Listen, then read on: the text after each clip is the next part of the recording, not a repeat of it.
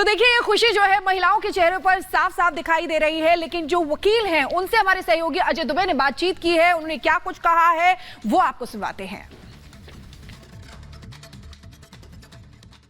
Sir क्या आज का भाव रहेगा? मुख्यतः ये मामला हम लोगों के मन में बड़े दिनों से था। माँ सिंगार गौरी की पूजा 2005 तक बंद थी और उसके बाद हिंदूवादी संगठनों के द्वारा धरना प्रदर्शन आयोजित किया गया, ढेर सारे हेजिटेशन किए गए, तो जाके प्रशासन ने केवल नवरात्रि की चतुर्थी को, वासंतिक नवरात्रि की चतुर्थी को अवसर दिया कि आप इस पे पूजा पाठ कर सकते हैं एक दिन के लिए। परंतु इस विषय पर माँ गॉडेस सिंगार Gauri versus union of India का मुकदमा 2021 में लाया गया और ये दावा किया गया कि वहाँ पे माँ सिंगार गौरी एग्जिस्ट कर रही हैं और लगातार निरंतर पूजा का अधिकार हमें मिलना चाहिए। और इस वक्त हमारे सहयोगी अजय हमारे साथ जुड़ चुके हैं, उनसे बातचीत करते हैं। श्रृंगार गौरी की विशेष पूजा अर्चना शुरू हो चुकी है। अजय, उत्साह जो है वो देखते ही बन रहा है, वो उन पांचों वादी महिलाओं का भी और बाकी आम जनता का भी। बिल्कुल, जो वादी महिलाएं हैं इस समय प्रांगण में मौजूद हूँ। मैं इस समय जिस द्वार के बाहर हूँ वहाँ से जरा आपको यथास्थिति समझाता हूँ कि अंदर क्या है।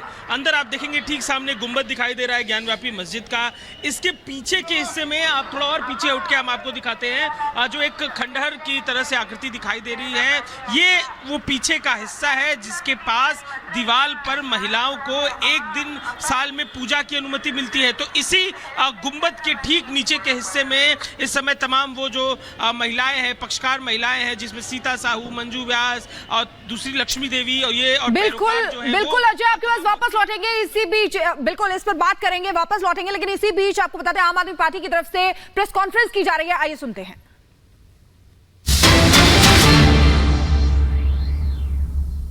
आम आदमी पार्टी की सरकार अरविंद केजरीवाल की सरकार के खिलाफ एक बहुत बड़ा राजनीतिक षड्यंत्र प्लान किया जा रहा है। हमें विश्वसनीय सूत्रों से पता चला है कि आने वाले कुछ दिनों में केंद्र सरकार, भारतीय जनता पार्टी शासित केंद्र सरकार दिल्ली में राष्ट्रपति शासन लगाने वाली है। इसके कई संकेत पिछले कुछ दिनों से दिख रहे हैं।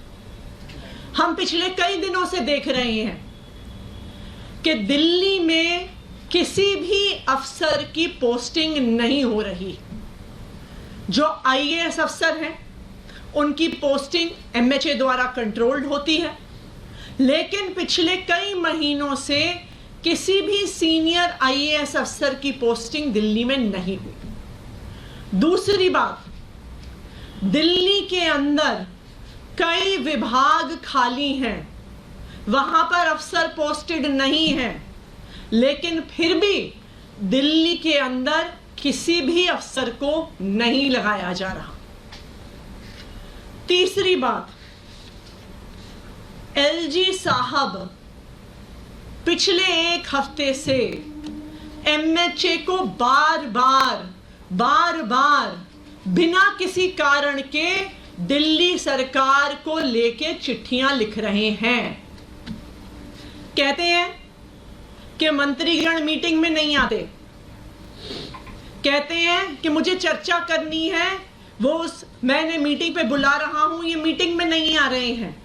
ये वही एलजी साहब हैं जो कोर्ट में खड़े होके कहते हैं कि जी ये ट्रांसफर्ड सब्जेक्ट है, मेरा इससे कोई लेना देना नहीं है। तो जब आप कोर्ट में कहते हैं कि आपका पानी के मुद्दे से, पोल्यूशन के मुद्दे से कोई लेना देना नहीं है, जब वो ट्रांसफर्ड सब्जेक्ट है, तो आप एमएचए में उसके बारे में चिट्ठी क्यों लिख रहे हैं? चौथा, दिल्ली सरकार के अफसरों ने मॉडल कोड ऑफ कंडक्ट का बहाना बनाकर किसी भी मीटिंग में आना बंद कर दिया है, चाहे वो कितने ही इंपॉर्टेंट मुद्दे पर हो। आखिरी चीज, हमने देखा कि किस तरह से एक 20 साल पुराने केस को उठाकर दिल्ली के मुख्यमंत्री अरविंद केजरीवाल के निजी सचिव को बर्खास्त कर दिया।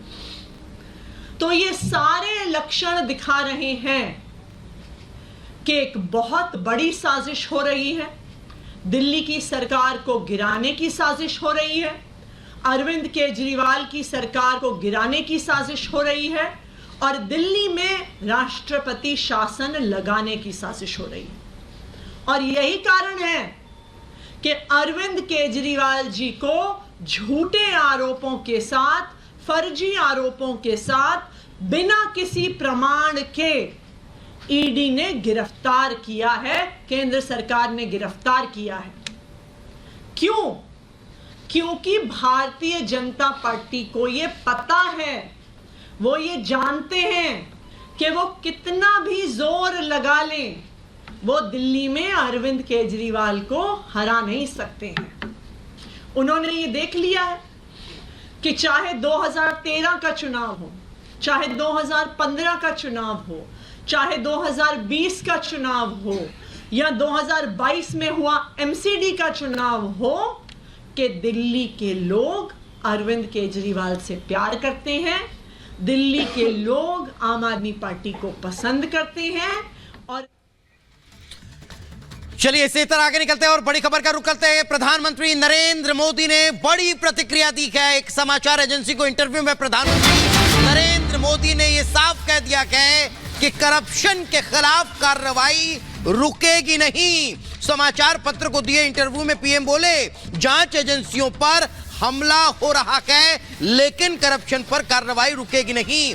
करप्शन मिटाना हमारी प्राथमिकता है। करप्शन के खिलाफ एक्शन के लिए प्रतिबद्ध हैं। आपको जानकारी दें, प्रधानमंत्री नरेंद्र मोदी ने हाल ही में एक समाचार पत्र को इंटरव्यू दिया और इस इंटरव्यू के दौरान प्रधानमंत्री नरेंद्र मोदी ने इस बात का जिक्र किया और कहा, करप्शन पर कार्रवाई नहीं रुकेगी, लगातार इस तरह की कार्रवाई होती रहेगी। करप्शन के खिलाफ एक्शन के लिए हम प्रतिबद्ध हैं।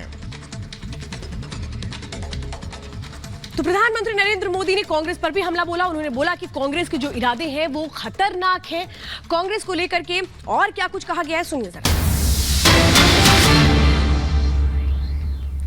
तो इस वक्त आपको बता दें, कांग्रेस पर प्रधानमंत्री नरेंद्र मोदी का कांग्रेस को जवाब दिया गया है। कांग्रेस के इरादे खतरनाक हैं, कांग्रेस का इतिहास भी खतरनाक है।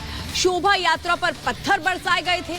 खाली जमीन किसी देश को दे सकते हैं, कच्चा टीपू जैसे रेगिस्तान में भी लोग नहीं रहते हैं। क्या कहा है, सुनिए जरा।